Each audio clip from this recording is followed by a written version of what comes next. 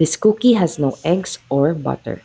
This is a vegan chocolate chip cookie and nakaka-surprise kasi sobrang lapit ng texture niya sa regular na cookie. It's moist and chewy on the inside, tapos crispy on the outside.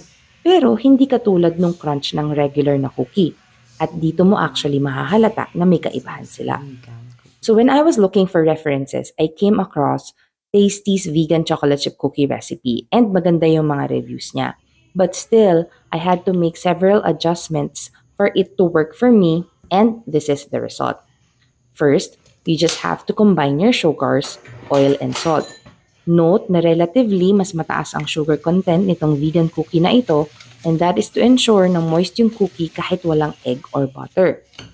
To this, we add almond milk and vanilla. Yung almond milk ko ay homemade kasi medyo mababa yung almond content ng mga nabibili sa market, so I made my own. I'll be sharing how I made that in a separate video. And usually, hindi ako naglalagay ng vanilla flavor pero dahil walang linamnam na manggagaling sa butter, importante yung lasa na ibibigay ng vanilla for this recipe. Pero huwag kayong gagamit ng super murang vanilla flavor. I recommend either Ferna or McCormick. Once well combined, isift in nyo lang ang inyong harina at baking soda. Tapos, halfway through, add your dark chocolate chips. I actually used a combination of real and compound chocolate chips dahil na rin sa mahal ng real chocolates ngayon.